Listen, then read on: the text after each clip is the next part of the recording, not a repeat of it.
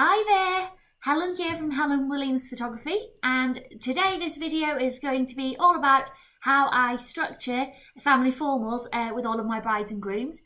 I have done a previous video which kind of goes through the planning process and what you need to think about to start planning those family formals and to ensure that they go as smoothly as possible on your big day. So this one is very much hopefully going to be useful for my brides and grooms, and obviously I will sit down with you, or we will take a phone call and go through your thoughts of family portraits, and we'll compile that list together. But it might be that after watching this video you're confident enough to make a good start on it and know exactly what you want. So generally what I'd like to do on a wedding day is keep as fewer people waiting as possible. It's crazy, and I think I've said this in my other video, the amount of wedding guests who recommend me to other brides and grooms is huge. And when I speak to those brides and grooms who do come to see me and tell me they've been recommended, generally the feedback is that I'm fantastic at organising those family formals, that they're done very quickly, that there's not lots of people waiting around, and there's minimal impact on the day, which as a wedding guest, to be fair, that's what you want. You don't want to be stood around for ages, waiting for a photographer just to take your photo. You'd rather be at the bar or catching up with relatives and friends.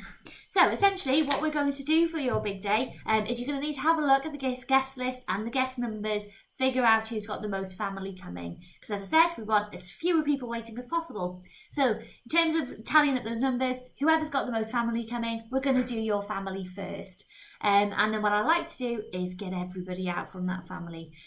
Essentially what we try to do first, if we do have grandparents or elderly relatives there who aren't very steady on their feet, just have a think beforehand. Do we need to do their photos somewhere separately, or do you think they'll be able to make it to whichever location we choose to do those family portraits?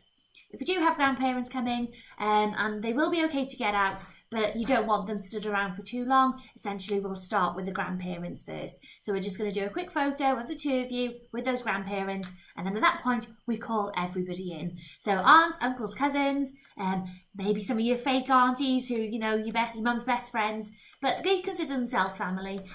We're going to put everyone in, and essentially at that point, yeah, that's going to be nice, quick and easy, and what it does is stops me, whilst I'm doing these family portraits, having random aunties maybe tap me on the shoulder and kind of go, am I needed? Can I have a photo with the bride and groom? And the moment other people start trying to add their own photos to the photo list, that's when things get confusing and where things can go a bit pear-shaped or take a bit longer than possible. So get one with everybody in, it stops everyone having a moan, and it will just speed things up. So we're going to do them with everyone. If you don't want this and you just want immediate family, just let me know, and that's fine. But like I said, just to be aware, if you do then have family photos which don't include some extended family, then they may request or may start badgering you for a photo a bit later on, so it can cut that down later. So grandparents, then everyone. Then we're going to take off those extended family members. So those aunts, uncles, cousins, they're going to come straight back off, which then leaves you with your parents, grandparents, siblings, and then if they've got partners and children, your nieces and nephews, we're down to the sort of the bare bones and the immediate sort of blood relations in the family. So we're going to take that photo. Then, if we still have grandparents in, they can then be taken, they can go sit back down in the corner, they can enjoy their drink, and can relax for the rest of the day. They're finished, which is really nice. They only need to be there for, like I said, hopefully 2 or 3 photos and they're done. So then that leaves you with obviously parents if they're there, it leaves you with your siblings if they're there, if they've got partners and children, and we're sort of really narrowing it down then. So that will then be the next photograph. What we then tend to do is take off your siblings, their partners, any children, etc., and then get a photo of you both with parents. Obviously it can get a little bit more confusing or may not be as straightforward if we have step parents, etc., people who are separated, so something to bear in mind, but this is obviously just the basics. And then when we've got the parents, what we sometimes say, or we might even sneak that somewhere else, is just to have a photo of just you with your siblings. Because to be fair, how often now that you're grown up do your parents ever get a nice photo of you all together? So we do try to get that done, and then my couples usually thank me an awful lot for that then, because they print those out. You can give them on a canvas for Christmas or Mother's Day, Father's Day. So we try to get a nice one of you just with your brothers and sisters. It's just a really nice memento and memory. Because you won't have school photos together anymore because you're a little bit older than that now. And then once we've done that, obviously we then switch over to whoever has the smallest family, and the same process repeats again. So just to make this really quick, if we do have grandparents, we'll do those first, then whole family, then we take off aunts, uncles and cousins, then we take off grandparents, then we take off siblings, their partners and their sort of families, so we're left with just parents. And then, like I said, if we do have siblings, then just a separate one with you, with just your brothers and sisters.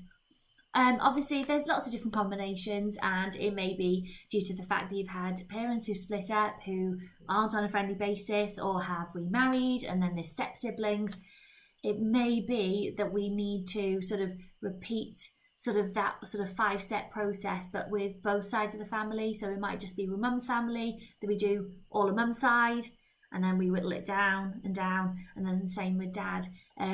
So yeah, essentially we try to keep it to 5 or 6 photos per family unit. But like I said, it might just be that, you know, if we do have some real sort of tensions between parents in particular, that we need to sort of repeat that process for both sides of one family. And that's fine, as long as we know in advance, that's going to be okay.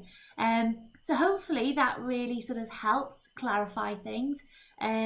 Obviously you've got bridal party and things like that, which I'll sort of cover on how to make those nice and simple in another video. But for family, I'm hoping that does cover everything for you, and will make sort of that planning process just a little bit more smooth.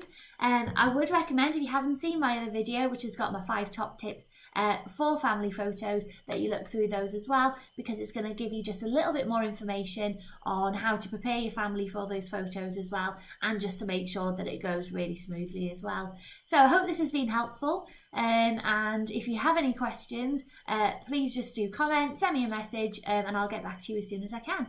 Thanks for listening.